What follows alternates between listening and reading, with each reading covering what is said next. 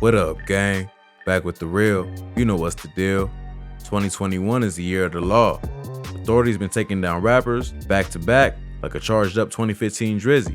Feds been acting real Thanos-ish lately with Rico being the 5 Stones. From Casanova to YFN Lucci, and now the ones trapped by the law are 2 of Florida's top rising artists and alleged gang leaders, Glokknine and Hotboii, and authorities ain't playing. You know the task force you see in movies, but this was the real life version. Both are facing the end of their careers if found guilty, and maybe that's why one tried to do the race before turning himself in. They fall came under the special Operation X-Force, and we gon' chop it up and break down the specifics of the Orlando-wide indictment that took down AFNF and 438, along with a smaller gang affiliates. We done vids dealing in depth with the beef between 2 of Florida's most dangerous gangs, Glokknine's AFNF The Army versus Hotboii's 438. I'll attach it in the description so you can check it out because it breaks down their feud in detail. It's been a minute that Glokknine and Hotboii been bumping heads. They beef ain't only resulted in the loss of life from each gang, but the loss of innocence. In September 2020, 14-year-old Dennis Joshua Atkinson was sitting on the porch at his home when a car drove up and opened fire, hitting him and a 15-year-old that was hanging out with him. They were both rushed to the hospital, but sadly, Atkinson ain't make it. Less than 24 hours later, 3-year-old Daquan James Felix Jr. lost his life when bullets from a drive-by shooting in the 4400 block of Drexel Avenue near North Lane went flying through their home, hitting a toddler in the head while he was playing in the living room. Where 3-year-old Daquan Felix was shot in another drive-by shooting on September 22nd. And the day before that, 14-year-old Dennis Atkinson was shot and killed in another shooting. On April 25th, 2020, Dexter Wrench Jr., an Ocoee High School football star who was about to graduate and pursue his football dreams at college, was caught within what authorities say was retaliation by AFNF for the arrest of fellow gang member Cox after being charged with murking 438 affiliate Wolf. Dexter would be the unintended casualty after attending Wolf's funeral. But the last innocent death that was recorded was the straw that broke the camel's back. 16-year-old Savia King lost her life in the midst of the gang feud. Developing right now, a family is desperate for answers. A 16-year-old girl was shot and killed in front of an Orlando gas station this weekend. Fox 35 learned that she is the niece of Orlando City Commissioner Regina Hill. On May 2nd, 2021, the 16-year-old and a friend was calling the Uber after an evening out when the friend's brother offered to give him a ride. Reports state that shortly after, another vehicle opened fire on their vehicle in a targeted gang shooting hitting Tavia. She later passed at the hospital. Anthony Ant Barnes and Jacarius Jermaine Javante Simpson was arrested in her incident. The third person listed as the shooter, Jeremiah Woods, was apprehended after cops found what was believed to be his gun used in her shooting. After their investigation recovered 15 guns off the street, which included 2 stolen guns, with his being one of them. The significance of her being collateral damage was that she was the niece of Orlando City Commissioner Regina Hill. In the ideal world, all life is equal, but in our cruel reality, who you connected to adds to your importance. The level of violent crime that we are seeing today is unacceptable. We had Tavia King become an innocent victim of violence, and so many others. We are devastated for her family's loss.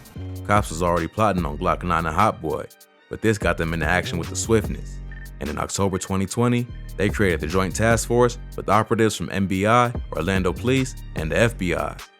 They called in the entire firearm squad for the secret 9-month investigation called Operation X-Force with one goal in mind: to take down the criminal empires of the Army and 438 and everyone involved in their bloodthirsty beef and keep them locked away.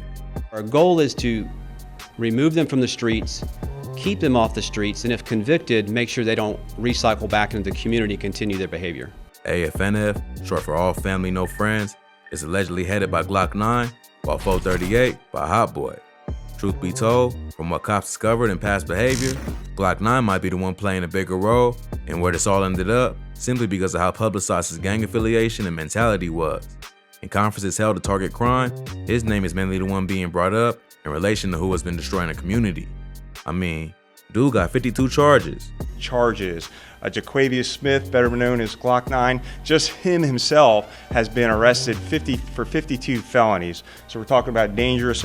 All the street shenanigans and countless lives affected was brought to an end in a shocking revelation on July 2nd when the Orlando County Sheriff's Office shared that they have arrested most of the nearly 3 dozen suspects wanted on racketeering or trafficking charges after the 9-month investigation.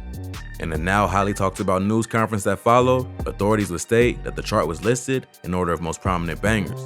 And guess who at the top of the list? Glokknine. If you look at that poster, the prominent people at the top displayed there, just between those 8 people, they're responsible for 230 felony charges. In fact, he was the first one to be apprehended back on June 21st and held on a $750,000 bond for racketeering and conspiracy to commit racketeering charges. It's crazy. He got caught up in a RICO charge, but you won't believe that even the mighty Glokknine fell to the PPP loan scam.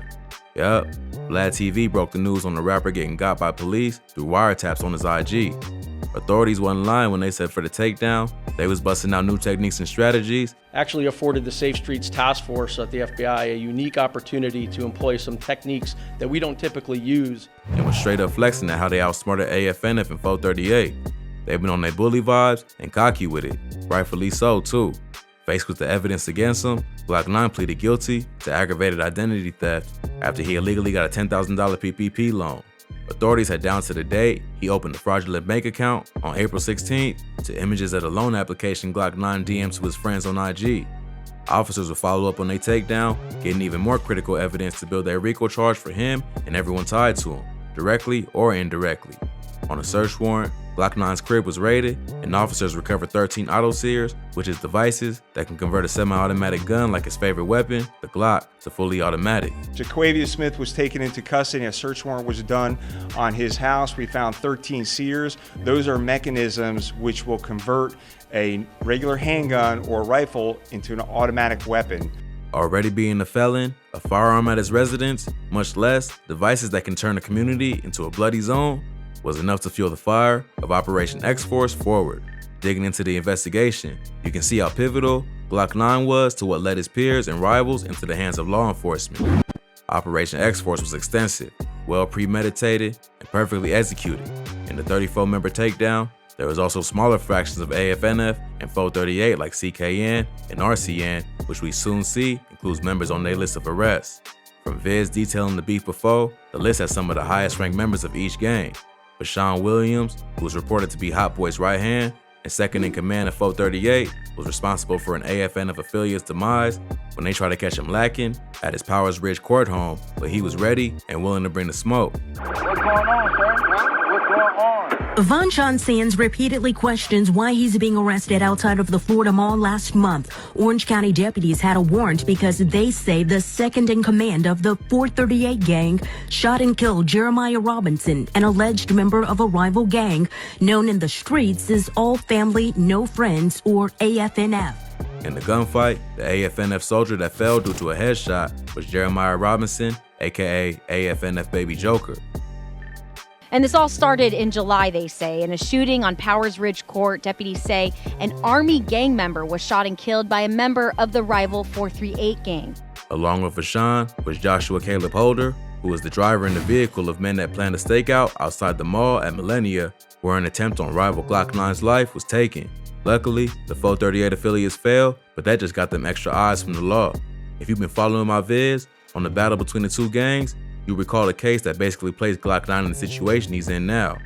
On July 3rd, 2020, officers responded to a female caller at 4440 Bleasdale Avenue relating to someone carrying out an attempted hit targeted to her son, Anthony Williams, who's Glokknine's cousin, a rapper known as Cudham Reese.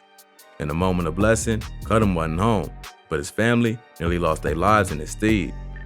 LaToya, his mother, states jealousy as the main reason why Glokknine targeted her son. Before the attempted hit was carried out, Cudham Reese's little sister would peep out the window to see 2 black vehicles with multiple men, where she was able to identify 2 as Glokknine and her half-brother Ballpark. Ballpark would express his betrayal from his half-sister snitching on him. He would later be tied into the RICO along with Glokknine. Cudham Reese seemed to be the center of controversy. His brother, Anthony Williams, aka Draco Syke, along with fellow Orlando rapper Desmonte Adams, aka Lil Wavy, were also swept up by authorities on the RICO. Both was members of the 438 sub-faction, Know 'em, Cut 'em, Kill 'em. Their charges in the RICO stem from their usage of electrical devices to promote gang activity. One of the men, Lil Wavy, was previously released on bond after being charged with aggravated battery with a firearm. The incident occurred with the mother of slain rapper Marcus Clay, aka 3 Block. Lil Wavy and an associate, Devins Morgans, aka MG, pulled up on their ops at a medical center, flashing a blicky and threatening to take her other son's life inside a doctor's office while disrespecting their fallen son that they allegedly had a hand in carrying out. Luckily, it ain't escalate to that point, and the mother had the chance to call the cops and report the incident. While gang members was being arrested, one after the next, Hotboii was wanted by law enforcement as well, but seemingly on the run and listed as at large. Reports will begin storming in online about his evasion from capture. On July 12, 2021, the rapper would turn himself in to authorities. But in an unexpected turn of events, he was given and posted $750,000 bond and back on the outside within no time. This prompted speculations that he snitched in order for his freedom, but Hotboii shut that down in the post while dissing his broke ops at the same time. Whether he remains on the outside, time will tell. But sure enough, he at least has a ray of hope to possibly remain a free man. His rival Glokknine, however, is looking like he might just have to spend most or the rest of his life behind bars. On the back end, authorities are continuing to apply the pressure, plotting to go after the gang's financial structure and their next plan of operation. Tell you is, in the coming months, you should see several federal indictments coming out targeting the infrastructure that supported the financial part of these gangs. I'll keep you on this case for any new details and keep you updated and in the know.